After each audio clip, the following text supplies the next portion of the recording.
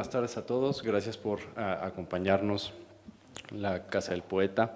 Gracias a Caminos de la Libertad por convocarnos a este evento y muchas gracias a nuestros participantes y a ustedes por asistir.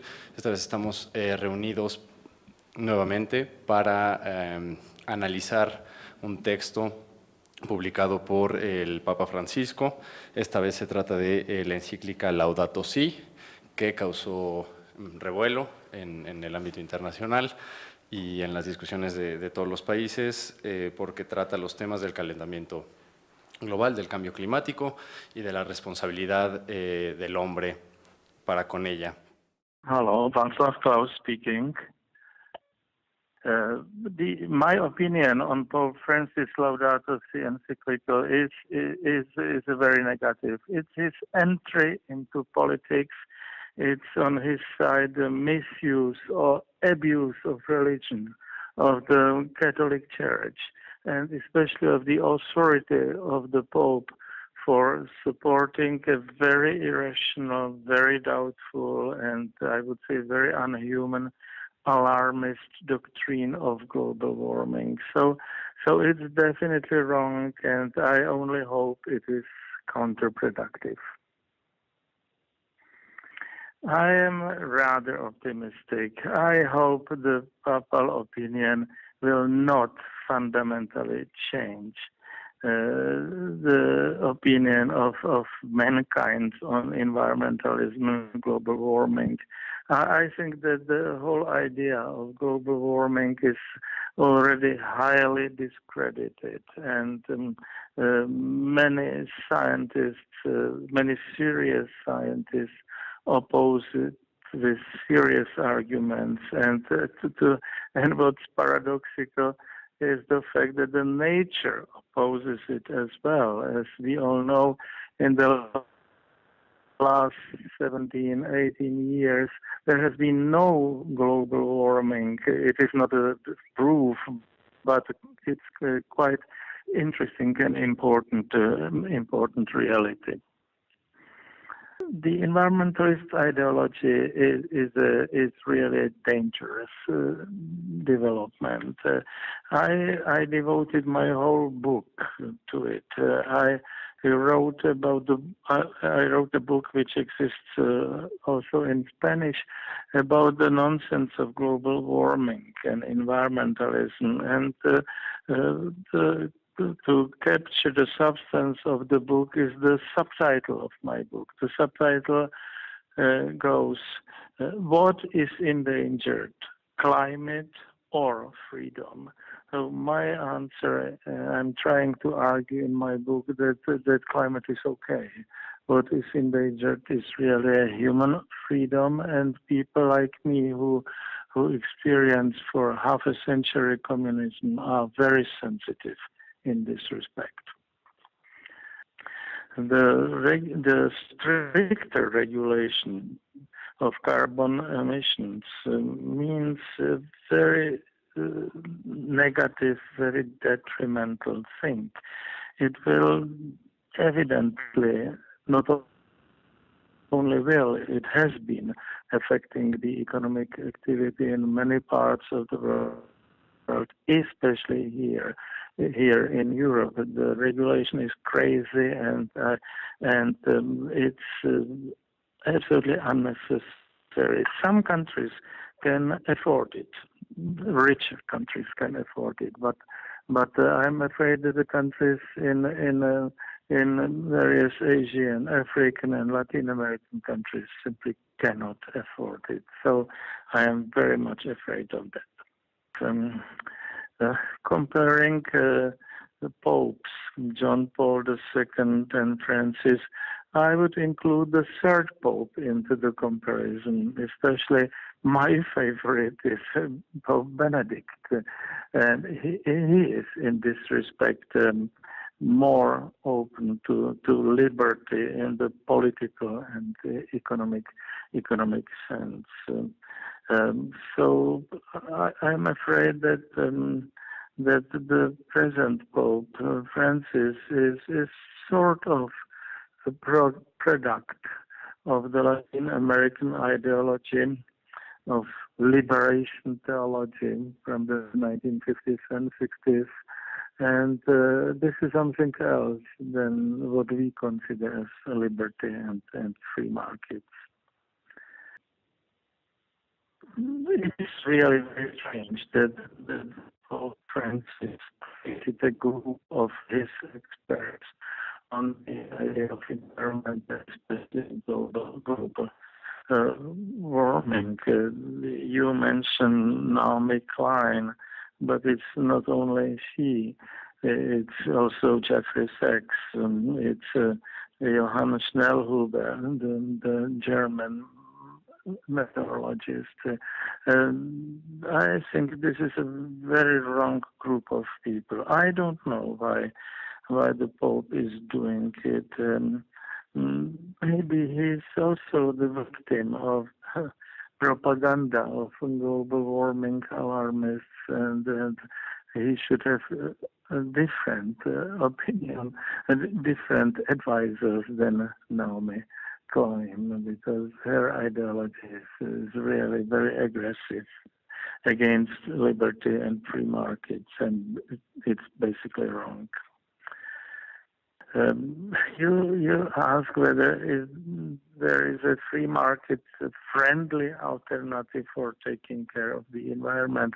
I would put it in a slightly different way. There is no free market alternative. I would say that the free market is an alternative. It's necessary. It's not necessary to search for some specific alternatives in the spectrum of free market policies. Free market as such is an alternative to the nonsense of environmentalism. Bueno, agradecemos al expresidente Václav Klaus por concedernos esta entrevista, que creo que da un poco la pauta de lo que vamos a discutir hoy, de lo que se presenta en la encíclica papal y de las alternativas o de los otros caminos que se podrían seguir. Para comenzar ya con las participaciones de nuestros ponentes, le quiero dar la palabra primero a Ramón Parellada, quien es ingeniero químico industrial de la Universidad Rafael Landívar de Guatemala. Cuenta con maestrías en Economía y Administración de Empresas con especialización en Finanzas por la Universidad Francisco Marroquín, en donde es catedrático de Economía, Proceso Económico, Economía General y otros cursos empresariales. Además, ahí en la Universidad Francisco Marroquín desempeña el cargo de tesorero y fiduciario y es director del Centro de Estudios Económicos Sociales y director y fundador de RANA, la Red de Amigos de la Naturaleza. Además es miembro de la Philadelphia Society, de la Mont Pelerin Society y de la Cámara Guatemalteca de Periodismo. Muchísimas gracias por acompañarnos, Ramón. Muchas gracias, Esteban, muchas gracias. Me da mucho gusto estar aquí con ustedes y comentar o hacer algunos comentarios sobre lo que es la encíclica Laudato Si. De hecho, empieza el Papa y lo menciona en algunas partes, que es una exhortación a todos los que habitamos este planeta.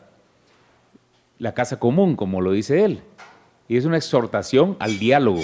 Entonces, pues yo acepto el diálogo y esperamos que de aquí resulte que vamos a tener un buen diálogo.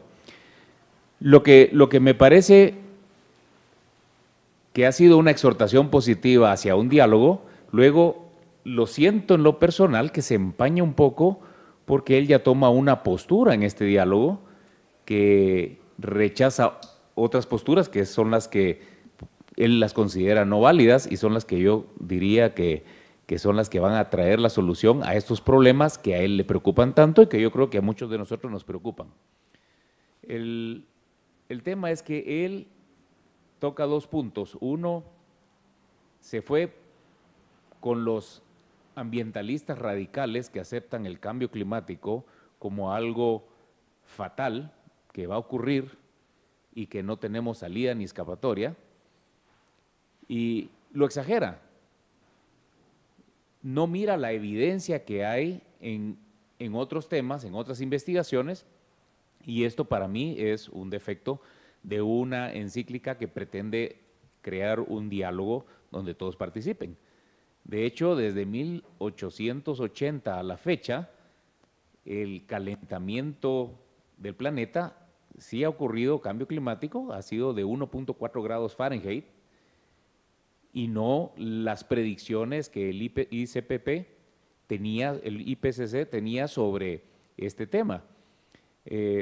Todos los modelos de predicción se han venido al traste porque no han logrado que las temperaturas desde 1998 a la fecha se incrementaran. Más bien no hay evidencia de que se incrementan ni que disminuyan, se mantienen. Entonces hay un montón de dudas con respecto al tema. Yo el tema del cambio climático pues lo considero como un tema inconcluso. Creo que hay demasiadas dudas, hay todavía demasiados estudios por hacer y adelantarse a crear soluciones que van a causar más pobreza, porque al final las soluciones que él está proponiendo son soluciones que yo considero que van a causar más pobreza, son soluciones de frenar el desarrollo económico, crecer más lentamente, poner más controles, crear un orden mundial para poder controlar y planificar lo que son los proyectos extractivos, los proyectos empresariales. Y lo que dice él es, ataquemos la cultura del consumo, la cultura del descarte. Sobre el consumo habla muchísimo de temas de consumo exagerado, consumo exuberante, consumo inmoral, y hace unas grandes críticas al consumo, sobre todo el consumo individualista, y habla de un orden social, un orden, una cultura de moderación, una cultura de menos consumo, una cultura precisamente de eliminar ese descarte, y considera también y relaciona, y ahí la causa-efecto no la veo muy clara, relaciona lo que es los problemas ambientales, que con su forma fatalista el mundo se está llenando de desperdicio por todos lados, el mundo se está llenando, los océanos están creciendo, las ciudades se están deteriorando, cada vez hay más pobres a causa de todos estos problemas ambientales, todas estas cosas que está diciendo. La solución que está proponiendo para estas cosas es precisamente más pobreza si nosotros vemos las consecuencias lógicas de estas soluciones. Y ahora voy a explicar por qué. Rechaza el mercado, rechaza el crecimiento económico, rechaza esas formas de actuar en busca de la ganancia, en busca de la utilidad. De hecho, él critica lo que son las explotaciones por puro lucro, prácticamente, por interés. Él habla de interés inmediato. Y la mayoría de inversiones se dan porque hay un interés. Yo me voy a Adam Smith cuando él habla del interés propio. Las personas sirven a los demás buscando no el interés particular de los demás, sino su propio interés. Pero al buscar el propio interés en una forma que se respeten el Estado de Derecho, que se respeten los derechos de los demás, que se respete digamos, el derecho de propiedad de los demás, así como me respetan mi derecho de propiedad, voy a estar sirviendo mejor al otro que de otra manera. Entonces está lleno de muy buenas intenciones, pero las consecuencias no son las más adecuadas. Critica la propiedad privada, sugiere que para cada proyecto exista una opinión no solo del dueño, sino de todos los que están alrededor, y por lo tanto la propiedad privada está dejando de tener una función. Critica la propiedad absoluta, aunque sabemos que en el mercado no existe propiedad absoluta, sino que existe es una propiedad sujeta a responsabilidad y los derechos que tiene la propiedad privada están limitados por los derechos de otras propiedades privadas. Es decir, yo no puedo hacer con mi propiedad algo que daña a los demás, y no me conviene en lo personal hacer con mi propiedad algo que me dañe en el largo plazo el valor de esa propiedad. O sea que ahí hay una serie de cuestiones que contradicen un poco este sistema. Con el sistema que está proponiendo el Papa, yo veo que el mundo se va a empobrecer más. Van a surgir más pobres y la situación va a ser caótica. Al criticar el mercado, al criticar el sistema de precios, de alguna manera está criticando el sistema de precios, que es el sistema de asignación de recursos. Hay un libro, hay un artículo muy bueno de Friedrich Hayek, que es el uso del conocimiento en la sociedad. Ha sido uno de los artículos de los 20 artículos más leídos durante los últimos 20 años y por los economistas. Y en este artículo Hayek lo que habla es que precisamente el sistema de precios a través del mercado es el que lleva a las personas el uso y el conocimiento de precisamente de esos conocimientos que están dispersos en la sociedad. Y ese conocimiento es muy particular de cada uno, no lo puede tener una sola persona. Las personas que mejor lo tienen son las personas que están en un lugar, en un momento dado, y que tienen una serie de información alrededor para poder tomar las mejores decisiones. El Papa, después de todo su fatalismo y su pesimismo, que yo creo que es un discurso coherente con otros discursos que ha tenido en otras encíclicas y también en el pasado contra el mercado libre y contra el capitalismo de alguna manera, critica también una serie de productos, por ejemplo, sale a mencionar ejemplos, menciona el aire acondicionado, menciona el plástico, menciona el papel, menciona ya cuando va llegando al final, menciona que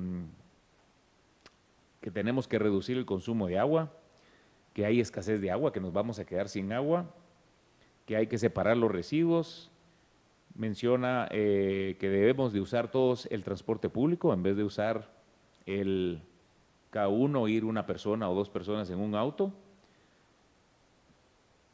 que debemos plantar árboles y que debemos apagar las luces innecesarias. Bueno, como este es un diálogo donde buscamos cuál es la mejor forma de mejorar el medio ambiente, la respuesta está con el sistema de mercado, con el sistema de precios. Cuando critica el Papa el consumo, está criticando una de las dos funciones que tiene el ser humano. El ser humano usa dos papeles. Uno es el papel de consumidor y otro el papel de productor. Cuando se pone el sombrero del papel de consumidor, el ser humano lo que está diciendo es, bueno, yo tengo una escala de valores y tengo un presupuesto dado y con esto yo necesito tales y tales cosas. Y me voy al mercado a buscarlas, porque las necesito. Y voy a ir a buscar primero la más urgente para mí y después la siguiente más urgente y así. Estas es la forma en que el ser humano con el sombrero de consumidor actúa en el mercado.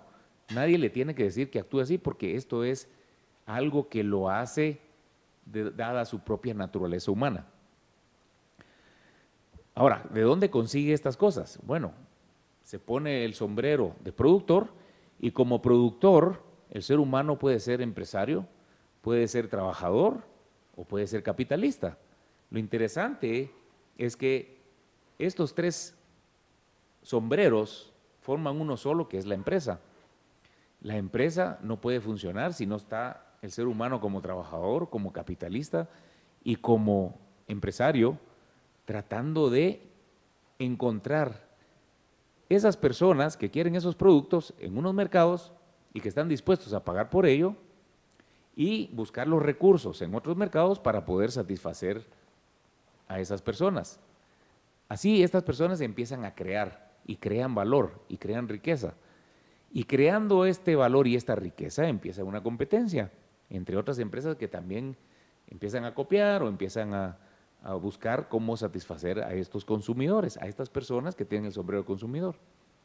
De esta cuenta, cada vez lo que vamos a ver en un mercado competitivo, en un mundo competitivo, es personas tratando de economizar recursos. ¿Cómo se economiza recursos? Pues mientras menos materia prima use, más economizo recursos, voy a poder ser más competitivo. Mientras menos electricidad use, puedo tener mejores costos, ser más competitivo. Lo mismo, mientras menos desperdicio produzca, voy a ser más competitivo. Y el desperdicio puede ser de muchas formas, de energía eléctrica, puede ser de materiales, puede ser de contaminantes al ambiente, de todo. Y esto no necesita el ser humano que tenga un cambio de su naturaleza para decir, tengo que hacerlo por cuidar el medio ambiente. El ser humano lo hace automáticamente porque está compitiendo, porque está tratando de dar un mejor servicio a los demás. Todo esto bajo unas condiciones que son un Estado de Derecho donde yo tengo que respetar la propiedad privada de los demás. Este es el punto fundamental. Si no están bien definidos los derechos de propiedad, no se van a haber problemas. Y precisamente, si nos ponemos a analizar dónde están la mayoría de problemas ocurren donde los derechos de propiedad no están bien definidos o donde falta alguna definición adicional de los derechos de propiedad. Y es precisamente en el agua, por ejemplo, donde hay muchos problemas de definición de problemas de propiedad. El agua se considera que debe ser gratuita para todo el mundo y entonces escasea o se vende a un precio muy barato y no le alcanza a todos.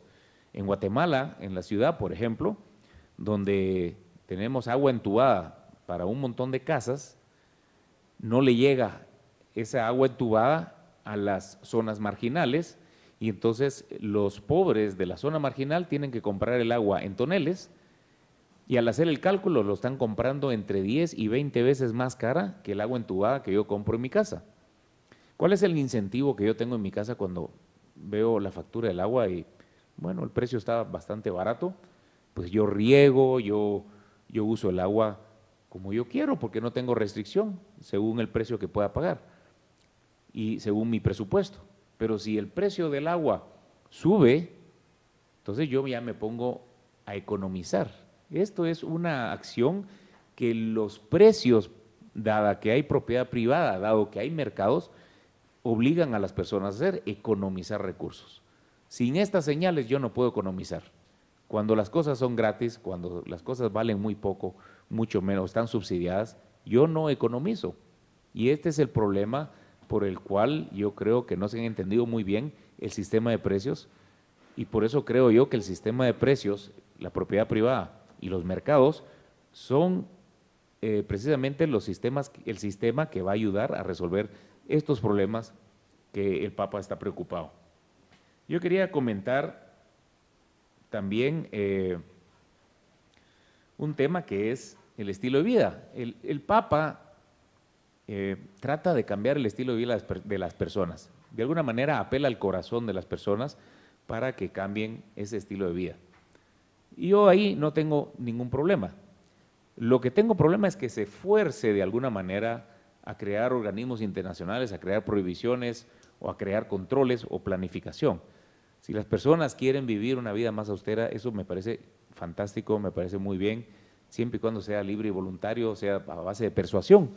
Pero cuando tienes que crear más instituciones burocráticas que te están obligando a tener más controles y a pagar más impuestos, con tal de controlar supuestamente todos estos problemas ambientales, entonces ahí es donde hay problema.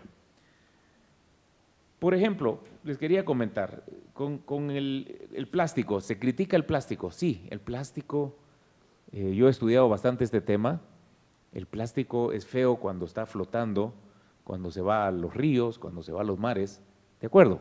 Se ve horrible. El plástico es un material inerte que la gente, en vez de tirarlo en el basurero, mucha gente lo tira en la calle y ahí es el problema. El problema no es el plástico, el problema es la gente tirando los materiales en la calle que se los llevan a los tragantes, a los ríos y a los lagos. Pero el plástico tiene muchas funciones muy buenas que han permitido que el planeta esté más limpio, tenga menos consumo de energía. Porque ahora con los materiales que existen se puede tener muchos alimentos envasados por más largo tiempo sin necesidad de refrigeración, por ejemplo. Esta es una de las funciones que ha tenido los plásticos en las últimas décadas. Y cada vez hay más tecnología para los cultivos, donde hay unos acolchados que permiten cubrir el suelo con manguera de riego, se reduce el uso de agua, se reduce el uso de fertilizante. Eso es también una forma positiva de ver el plástico, pero no solo la forma negativa. Sí, las cosas feas ocurren, pero también veamos los dos lados de la moneda. El papel. consumamos menos papel. Bueno, si consumimos más papel, más gente va a sembrar árboles. O sea, veamos las dos caras de la moneda. Consumir papel significa que más gente va a sembrar árboles porque hay una demanda de papel. ¿Y de dónde viene el papel? De los árboles. Así que, y también yo lo que veo es que tenemos que ver los dos lados. Muchos bosques se han sembrado precisamente para producción de papel. La reducción del consumo de agua, ya les había contado que el sistema de precios es el mejor elemento para poder racionalizar, economizar estos recursos. Separar los residuos. También conozco bastante reciclaje. Si no hay reglas, si está libre y voluntaria la forma, la opción de reciclar, se va a reciclar solamente lo que cree valor. No tiene sentido reciclar algo que no crea valor. Y para que crea valor, lo que se recicla, el costo de recolectar, de usar energía y de producir nueva materia prima a través de algo que ya estaba usado, tiene que ser más bajo que lo que van a pagar las personas que les interesa este material reciclado. Si no, no vale la pena reciclar, mejor tirarlo al basurero. Porque entonces, con esa idea de que reciclaje es bueno siempre, estamos gastando más y contaminando más el ambiente. Entonces, es importante ver los dos lados de la moneda. Compartir el mismo vehículo, bueno, también otra vez los precios, cuestión de precios, cuestión de comodidad, conveniencia. Yo veo que ha salido gracias al mercado, ha surgido lo que se llama Uber, y esto está arrasando en todos lados, y los mismos que critican el mercado son los que están criticando a Uber, pero Uber es el que está economizando, el que está haciendo que vayan más personas en un auto y que se bajen los costos. Son las personas privilegiadas las que están en contra de Uber, los taxistas que ya tienen permisos, que tienen esto. Toda la intervención estatal es la que ha logrado que esto no funcione adecuadamente. Es solo para citar otro ejemplo. Apagar las luces innecesarias. A ver, a mí me viene una factura todos los meses de energía eléctrica. Yo en mi casa paso todo el tiempo apagando las luces. Le he enseñado a mis hijos a apagar las luces, los regaño a cada rato cuando dejan una luz encendida. Yo creo que todo les pasa en su casa. Bueno, no necesito pensar en que apago la luz porque con eso voy a generar mejor planeta. No, lo hago porque ya tengo un incentivo para hacerlo. Los precios me dan ese incentivo, lo que yo tengo que pagar de energía. Si yo pago menos energía, me sobra dinero para invertir, para ahorrar o para consumir en otras cosas. En fin, me dijeron que fuera un poquito breve, con unos 20 minutos, para que pudiera hablar mi colega y pudiera haber tiempo de que otras personas pudieran hacer preguntas. Entonces, solo lo que quería decir es que esta encíclica invita a un diálogo. El Papa toma una postura que se fue con los ambientalistas radicales, ambientalistas que no toman en cuenta otros estudios o otras cuestiones que están surgiendo. Hay muchas dudas en temas de cambio climático, hay muchas soluciones a los temas de medio ambiente y hay muchas soluciones de mercado donde se refuerzan los derechos de propiedad. Si se lograran establecer en aquellos lugares donde hay duda los refuerzos de propiedad, se puede resolver temas de medio ambiente. Y el diálogo sería que él acepte que las otras partes también tienen algo que decir. Hasta el momento las descarta. Él mismo dice, incluso habla que son pecados contra la creación y otras cosas al principio, pero actitudes que obstruyen los caminos de solución a este diálogo: la negación del problema, la indiferencia, la resignación cómoda, es decir, el mercado no es una solución, la conciencia ciega en las soluciones técnicas, es conciencia ciega en soluciones de mercado, y habla de que necesitamos una solidaridad nueva. Yo dejo hasta aquí y le dejo la palabra a Antonio Pardo. Muchas gracias. Muchísimas gracias, Ramón. 20 minutos exactos. Me parece muy importante esto que resaltas, la imposibilidad de construir un diálogo sincero o verdadero si ex ante no se están descartando por razones ideológicas, históricas que utiliza cuando analiza otros temas. El tema de los incentivos, de la información, definitivamente son necesarios en este diálogo. Para continuar, estas ponencias principales, antes de dar paso a sus preguntas, le doy gracias a Antonio Pardo. Él es doctor en filosofía por la UNAM, profesor e investigador de tiempo completo en la Universidad Iberoamericana, donde imparte cursos de filosofía de la ciencia y de lógica. Es director de la revista de filosofía de la Universidad Iberoamericana y miembro de SIAME, la Sociedad Iberoamericana de Metodología de la Economía. También es autor del libro Hegel, Filosofía Analítica y Liberalismo, que será publicado a fines de este año, además de escribir varios artículos en revistas académicas especializadas y colaborar con Caminos de la Libertad y el Movimiento Libertario de México. Muchas gracias, Antonio. Bueno, muchas gracias, Esteban, por la invitación. Muchas gracias a todos ustedes por acompañarnos. Es para mí un honor participar compartiendo la mesa junto a Ramón Parellada. Bueno, antes de comenzar mi intervención, quisiera mostrar mis cartas. Me gusta jugar limpio. Mis cartas son las siguientes. Yo soy creyente. Pero también soy un defensor del libre mercado, ¿no? Esta combinación puede que me ponga en cierto aprieto, ¿no? La segunda condición me va a obligar pues, a ser muy crítico de esta encíclica. Perdón.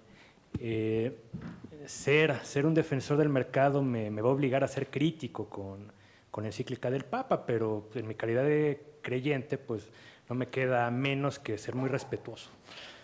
Entonces, desde luego lo seré. Ahora bien, la manera en que quiero ejercer este respeto que estoy confesando es adoptando una actitud hermenéutica que creo que el Papa no adoptó. A saber, es una actitud caritativa, ¿no? Es decir, me gustaría leer este texto de la mejor manera posible. Es decir, no convertirlo en un muñeco de paja.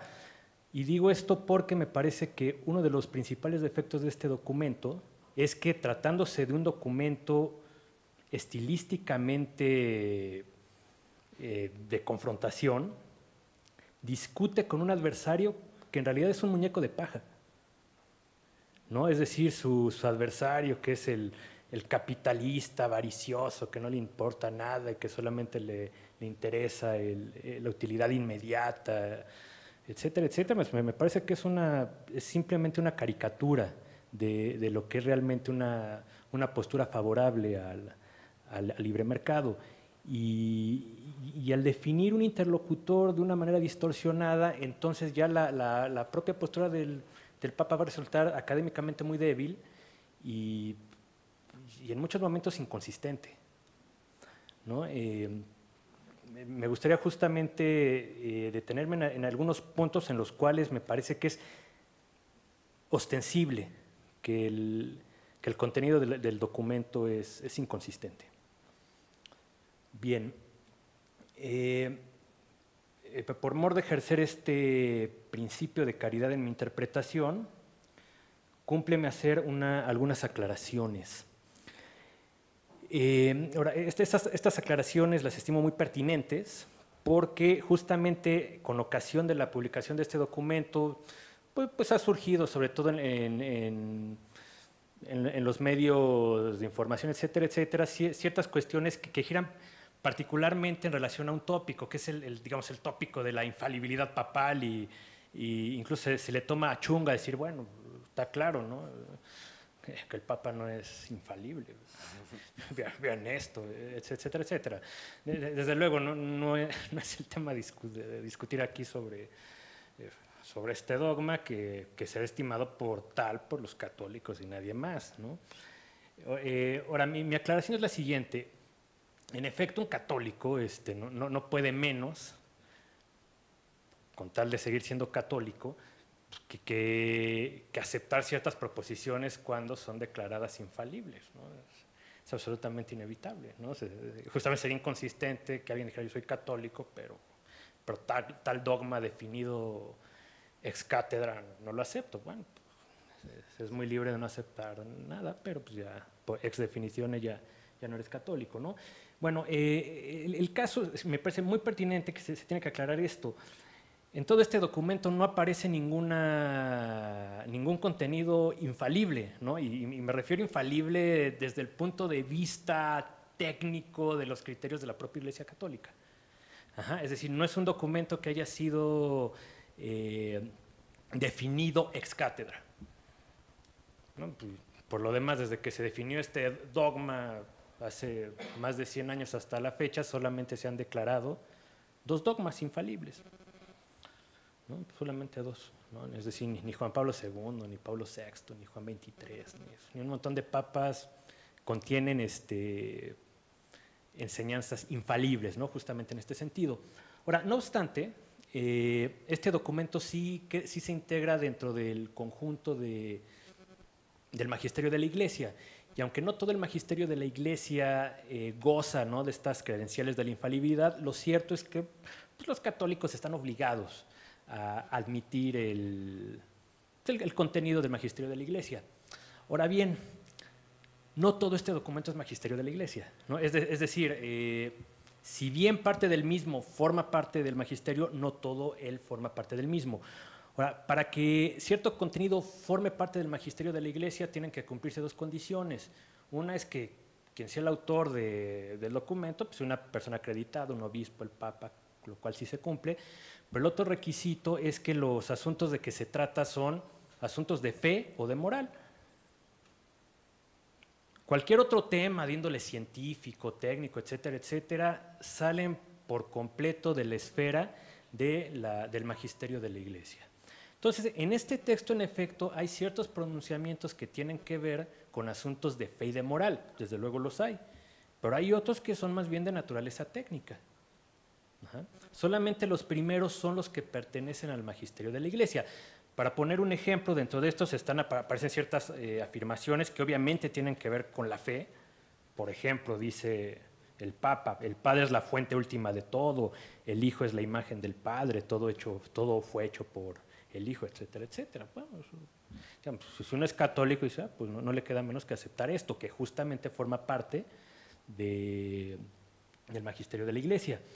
Pues también, digamos, asuntos de índole moral, por ejemplo, me parece que uno de los puntos principales en relación con este asunto de la encíclica es una interpretación del Papa en relación con un texto del Génesis, ¿no? En el texto del Génesis hay un pasaje en el cual se dice que Dios le dice al hombre y a la mujer, multiplíquense, sean fecundos, dominen la tierra, etcétera, etcétera.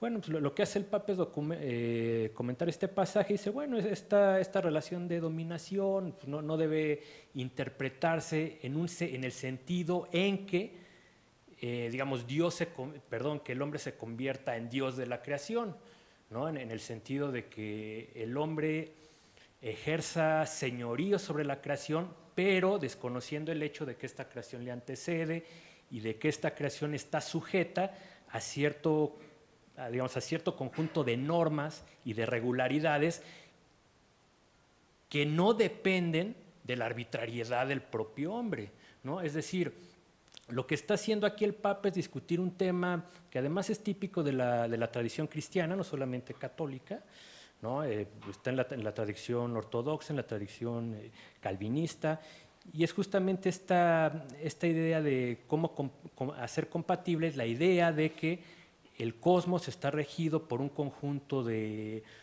regularidades que son súper arbitrarias y por otra, pues, la idea de que el ser humano es imagen de Dios y que está llamado a ejercer cierta clase de dominio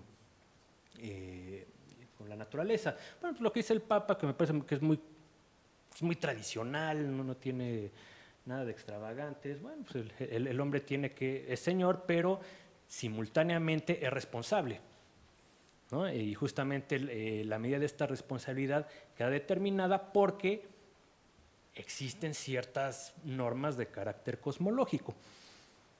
Insisto, esto que estoy diciendo sí forma parte del magisterio de la Iglesia. pero sospecho que esta parte que sí forma parte del magisterio y que por lo tanto resulta vinculante en relación con los católicos, es inconsistente con ciertas cosas que va a sostener el Papa posteriormente, ¿no? En este mismo documento. Me parece que la inconsistencia más grande entre, digamos, este núcleo teológico y ya el discurso más bien de carácter técnico que va a aparecer después, tiene que ver con una idea que va a exponer el Papa que vamos a sintetizar diciendo, dice, no podemos dejar que la política quede subordinada a la economía. Siendo caritativos, en realidad el Papa tiene una cosa muy rara cuando habla de economía y de poder económico, ¿no? A veces me imagino que el Papa está pensando que el mercado es un señor o un partido político o algo así, porque a veces se refiere, es que el mercado, y en efecto parece que lo está describiendo como si en efecto fuera un partido político, un señor o algo así, pero bueno, sí, porque hablan de los intereses del mercado, pues más bien el mercado es un mecanismo para articular intereses diversos, pero el mercado como tal pues, no tiene absolutamente ningún interés, ¿no? Pero bueno, el punto es que, a pesar, digamos, de esta ambigüedad, digamos, esta idea sí permea todo el documento, y es la idea de no podemos hacer que la política se subordine a la economía. Pues bueno, pero si pues la economía tiene ciertas reglas, la economía impone cierta legalidad, ¿no? Que si no se cumple, pues esto por más político y por más regulaciones que se pongan, pues esto se sale de madre y no hay Dios o no hay papa que lo resuelva, ¿no? Es decir, creo que justamente aquí el punto me parece que el Papa desconoce un hecho que por lo demás fue reconocido, ha sido tradicionalmente reconocido por la teología católica, pero también la teología reformada, ¿no? Pienso en Doge Wirth, o en la tradición ortodoxa, Bulgakov, etcétera, etcétera, quienes reconocen que dentro de este orden cósmico creado por Dios hay que incluir también las leyes de la economía. Entonces, parece como que el Papa no reconoce que el orden económico también está sujeto a ciertas leyes y que estas leyes no pueden quedar al arbitrio del poder político o quedar al arbitrio del Estado. Ahora, justamente aprovechándome de esta idea, me parece que digamos, esta inconsistencia se va repitiendo sucesivamente, por ejemplo, con otros motivos. Me parece también muy claro que el Papa hace una crítica muy frontal a esto que él llama la soberbia racionalista, que pretende configurar toda la realidad digamos, de una manera ingenuamente progresista, etcétera, etcétera. Pero bueno, pues a mí me parece que justamente esta descripción que hace el Papa de esta soberbia, de esta desmedida confianza en la razón, en los cálculos, etcétera, etcétera, pues se asemeja bastante a lo que Hayek llamaba el racionalismo constructivo, ¿no? Entonces, digamos, por una parte veo que hay ciertas partes en el documento en los cuales el Papa coincide con Hayek, ¿no? ¿En qué sentido? En el que justamente está censurando esta fatal arrogancia de creer que porque uno es muy buena gente y es político, entonces puede empezar a regular todo. Pero enseguida dice, no, pues hay que regular todo y hay que generar instancias y incluso empieza a insinuar la idea de un Estado global que sea capaz de regular las transacciones financieras, etcétera, etcétera. Entonces me digo, bueno, ¿en qué nos quedamos? Por una parte, invita a reconocer o adoptar cierta actitud de humildad, a cierto reconocimiento de que estas normas superarbitrarias no rebasan, y por la otra sugiere ciertos organismos cuya función es justamente hacer la realidad, hacer el cosmos casi a imagen del ser humano, ¿no? Entonces, justamente en este sentido tenemos que, cuando empieza a discurrir teológicamente, el Papa censura muy tradicionalmente pues la idea, este motivo religioso que es el antropocentrismo, ¿no? Que es el que está justamente detrás del racionalismo constructivista, pero enseguida propone ciertas soluciones para lo que él estima ser un gran problema, y sus soluciones justamente coinciden con ese tipo de humanismo. Es decir, por una parte admite, censura la idea del humanismo que pone al hombre como centro del universo, y por la otra dice, pues como el ser humano tiene necesidad de agua,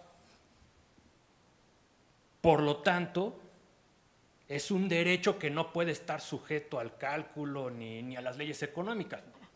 Ahora, justamente la intervención de hace un momento lo que muestra es que eso es francamente es una insensatez. Ajá. Pero no solo es una insensatez desde el punto de vista técnico, sino resulta consistente con su propia teología. Porque no puede ser, digamos, solamente desde una perspectiva de antropocentrismo exacerbado es que se puede hacer la siguiente inferencia. Esto es una necesidad del ser humano, por lo tanto es un derecho. Y es un derecho absolutamente universal que no puede estar sujeto a cierto tipo de regularidad que no depende del hombre mismo. Entonces digo, bueno, ¿en qué quedamos? ¿Con una cosa o con la otra? Bueno, otros asuntos que creo que vale la pena subrayar y que van reforzando esta idea de que el Papa se hace un muñeco, está combatiendo contra un muñeco de paja, y que realmente se imagina que el mercado es un señor o no sé qué cosa, es que, por ejemplo, hay una parte donde dice que él está completamente en contra de los análisis estáticos, lo cual está muy bien, ¿no? Y dice, ¿por qué estos análisis estáticos son los que usan los planificadores? Dice, pero también análisis estáticos son los que usa el mercado. Digo, a ver, que creo que hay una confusión conceptual, una confusión categórica bastante seria, ¿no? Entonces, está confundiendo el trabajo de un economista en el Banco de México con el trabajo de un empresario que está haciendo cálculo económico, pero que no necesariamente lo está haciendo a partir de modelos. Pues sí, el economista del Banco de México, pues sí, se utiliza ciertos modelos que no tienen por qué ser estáticos, ¿no? Digo, estos modelos estáticos, sí, quizás ciertas versiones neoclásicas, pues ya bastante viejas, pues sí, son muy estáticos, pero esto es un muñeco de paja. Esto parece muy claro que ni el Papa ni sus asesores se metieron al tema, ¿no? Incluso dentro de una perspectiva muy mainstream, muy neoclásica, eso ya de los modelos estáticos no es tan cierto, ¿no? Una por otra parte, pero la gente del mercado no está pensando en modelos. Entonces, confundir a la gente del mercado con el economista es confundir por completo de lo que está hablando, y lo que delata es no solamente una diferencia ideológica de perspectiva que sería perfectamente legítima. Me parece que lo que realmente delata es un muy mal asesoramiento. Yo personalmente desconozco quiénes hayan sido los asesores para la redacción de este documento y de otro anterior, pues estoy seguro que no son economistas, o sea, vayan y ni siquiera algún keynesiano. No, me parece que no tiene un cuerpo de asesores competente que tenga cierto conocimiento sobre la disciplina. Lo cual es grave si posteriormente vas a hacer intervenciones y vas a hacer comentarios justamente sobre asuntos que son de naturaleza bastante técnica, ¿no? Y que en una de esas, en algunas generaciones, van a orillar a este Papa a adoptar el papel de Roberto Bellarmino frente a Galileo, o cosas semejantes, ¿no? Pues bien, pues igual, estoy ya, me quedan 2 minutos, ¿no? Para cumplir los 20, pero bueno, yo creo que he dicho suficiente y como para impulsar cierto intercambio de ideas y algo de debate, ¿no? Pues muchas gracias. Muchas gracias.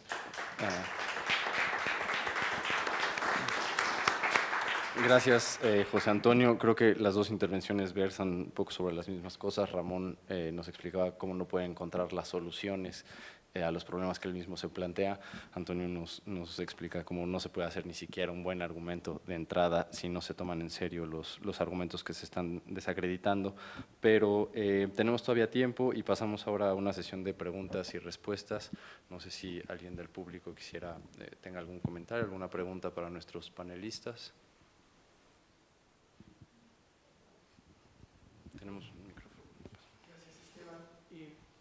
Más que una pregunta, un comentario, quiero poner un ejemplo, porque tanto Antonio como Ramón lo mencionaron, de cómo el sistema de precios resuelve problemas. Y es un ejemplo que tenemos aquí en la cuadra.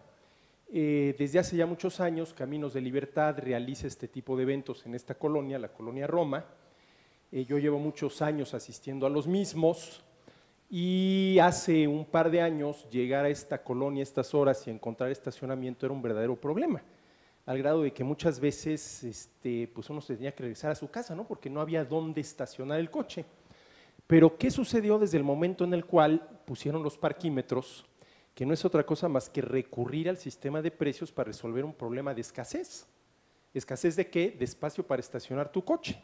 Pues que esta es la 4ª vez que yo vengo a la Roma a un evento de este tipo, desde que pusieron los parquímetros, y a la primera que entro a una de las callecitas aquí alrededor de este recinto, encuentro inmediatamente el lugar, y si no me creen los puedo llevar ahorita a ver mi coche que está aquí en la esquina. ¿Por qué? Pues porque se utilizó el sistema de precios, tienes que pagar por un espacio para resolver un problema de escasez. Y no sé si sea suerte mía, hombre, yo reconozco, yo soy un tipo con suerte, pero esta es la 4ª vez desde que pusieron los parquímetros que vengo a la Roma a eventos de Caminos de Libertad y no me tardo más, y por Dios santo que no exagero, de 2 o 3 minutos en encontrar lugar. Claro, ¿tienes que pagar por aquello? Pues sí, tienes que pagar por aquello porque desde aquel problemita con Adán y Eva, la manzana y órale, se me van del paraíso, pues las cosas cuestan y hay que pagar por ellas. Nada más quería poner este ejemplo porque me llama mucho la atención que desde que están los parquímetros aquí, en mi caso, insisto, a lo mejor es la suerte que ahora sí me está favoreciendo, pero no pasan más de 2 minutos y a lo mejor le estoy exagerando sin que encuentre yo lugar donde dejar el coche. Este es un buen ejemplo de cómo el sistema de precios puede resolver este tipo de problemas, en este caso, escasez de espacio. Muchas gracias.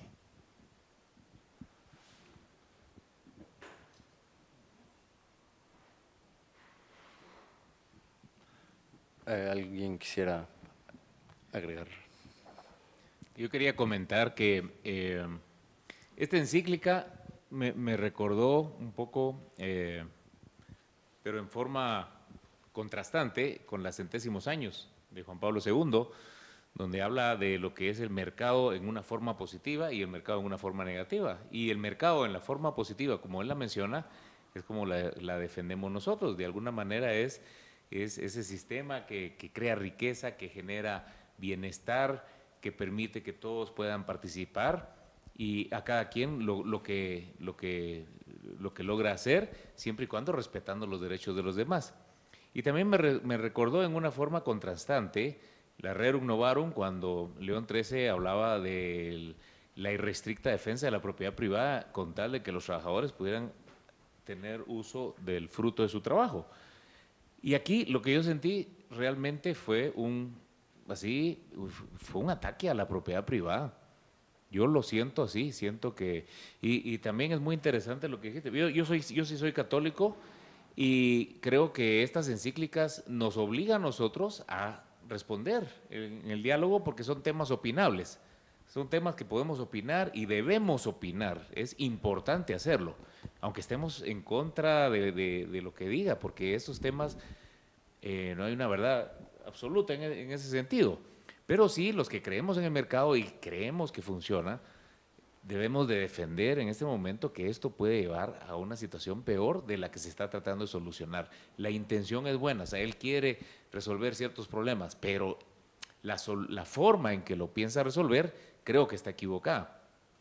Tanto así que bastaría con ver, los países más ricos son los que mejor han ido mejorando su medio ambiente. Y existe una curva que entre los economistas se conoce como la curva Kuznets, aunque no son muchas curvas, pero solo es plotear unos datos y en la medida en que va subiendo el ingreso de las personas, si son muy pobres llegan a cierto nivel, más o menos creo que andaba por unos $5,000 al año de ingresos, hasta ese momento se va deteriorando el medio ambiente y de ahí en adelante empieza a mejorar el medio ambiente. Y es que en la medida en que las personas se van enriqueciendo, ya piensan en cuidar otras cosas. Cuando no les alcanzan sus ingresos, lo que piensan es en sobrevivir. Y si tienen que tirar la basura en el terreno de al lado, en el puente, o en la calle, o donde sea, lo hacen, pero no están pagando para nada estos temas. Y si tienen que ir a una propiedad pública que no está cuidada, van a cortar árboles para su leña. Ahí sí tenía razón el Papa en un tema que era una de las razones más graves que han ocurrido, por el que causa mucha mortandad, han sido precisamente el uso de leña en las casas de los más pobres por los problemas respiratorios. ¿Y por qué no tienen, o sea, la relación que hay entre pobreza, medio ambiente y muertes y todo eso es muy grande, es muy importante? Y el desarrollo económico va a empezar a resolver estos problemas, va a resolver estos problemas. En la medida en que tengan más desarrollo económico, estas personas que tengan más oportunidades para mejorar su nivel de vida, van a empezar a preocuparse también por el medio ambiente, van a preocuparse por tener una vida más sana. Y el ser humano siempre quiere, cuando habla el Papa en contra del consumo, yo me ponía a pensar, ¿cómo actúa el ser humano? Siempre quiere más. Esto es algo natural, nosotros siempre queremos vivir más años. Queremos tener mejor salud, queremos tener un mejor nivel de vida para nuestra familia.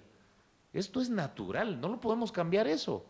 Querer cambiar eso me recuerda a mí un poco al marxismo, querer cambiar la naturaleza del ser humano. Entonces yo sí soy yo sí soy bastante crítico ahí y creo que hay que decir las cosas como son. Está equivocado en todas las soluciones y está mezclando, está usando solo unos datos de algunos ambientalistas alarmistas.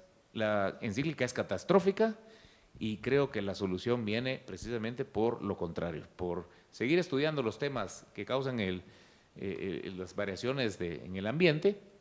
No es solo el CO2. Ahorita estaba leyendo, en Alemania salió una tesis, solo estaba leyendo el abstracto, en español por supuesto, o en inglés, pero que dice que el CO2 no es tan así que calienta el planeta en todos lados. En la zona del Ecuador o en las zonas más cercanas al Ecuador, afecta mucho más también el vapor de agua, que es otro de los gases, digamos, que afectan el calentamiento en esa zona.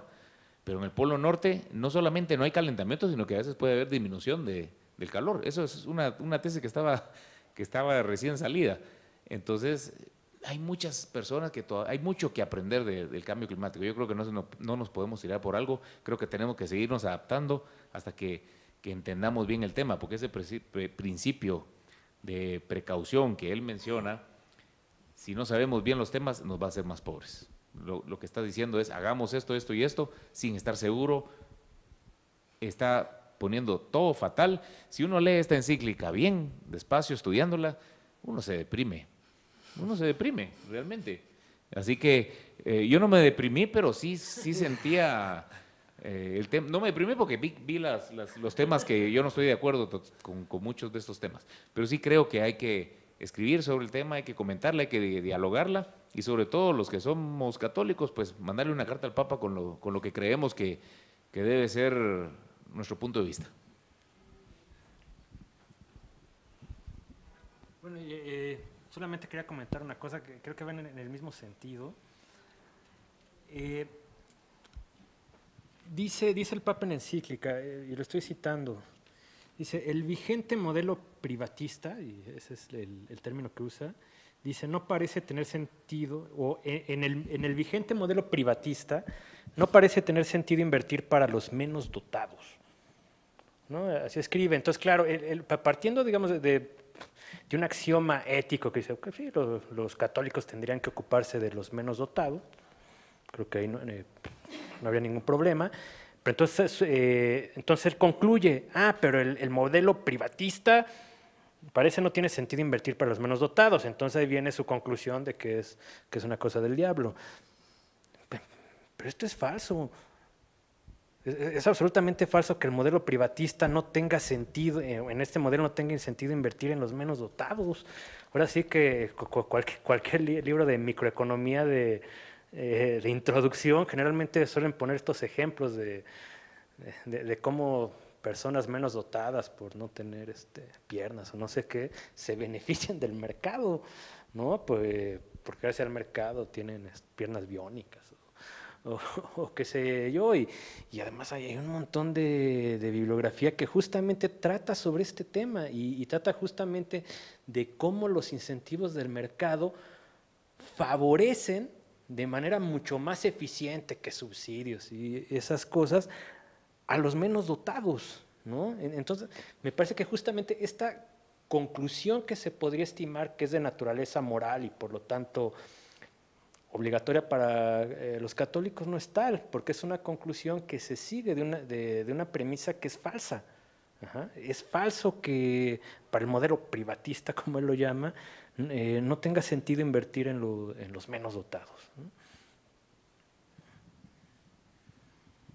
Salió una pregunta por allá atrás. Muy buenas tardes. ¿Qué tal? Soy Juan Carlos Solís, soy abogado de Derecho Administrativo y en cuestiones rurales. Felicidades antes que nada a los dos expositores, excelente. Gracias por la invitación a venir a Caminos de la Libertad. Tengo un comentario y una pregunta. Desde luego, estoy totalmente de acuerdo en lo que han comentado ustedes, pero yo creo que la encíclica lo que quiere hacer el Papa es una llamada de atención. Me preocupa mucho por los biocombustibles. Hay un número de hace 3, 4 años de National Geographic que habla sobre lo que está pasando en Brasil y cómo están sembrando de una forma de veras descarnada, no sé cómo decir, están quitando todo lo que es una buena parte del Amazonas. Y eso sí es preocupante. Yo no sé quién están a favor o no sobre el calentamiento global, pero pareciera ver que hay partes que sí se tienen razón en que hay un problema ya de calentamiento, aunque ahora se está revertiendo el fenómeno con la capa del ozono, está cerrando, en fin. Yo no entiendo eso, no soy experto en la materia. Pero creo que la llamada de atención pues ha tenido efecto porque aquí estamos reunidos y yo creo que en todo el mundo se está comentando qué debe hacer el ser humano con el medio ambiente. Me preocupa por otro lado, en el nivel jurídico, cómo se ha exagerado el medio ambiente en la cuestión de regular el medio rural. México importamos el 50% de alimentos y están regulando los ambientalistas zonas en donde tienen que sembrarse cultivos para darle comer a los mexicanos en lugar de importar comida, lo cual se me hace absurdo que por una cuestión ambientalista esté frenado con motivos de reservas. Y todavía en San Luis Potosí, Real de 14, 16,000 hectáreas y no pueden explotar ni una mina que requeriría 200 hectáreas para eso. Y cultivar pues menos. Y el agua también en una cuestión exagerada o mal manejada, justifica el gobierno con esta cuestión de protección, todo lo que son toda la cuestión subterránea y todas las concesiones. Entonces, esos son mis comentarios. Mi pregunta es si esta llamada de atención a la larga o a mediano plazo puede ser benéfica o no. Gracias.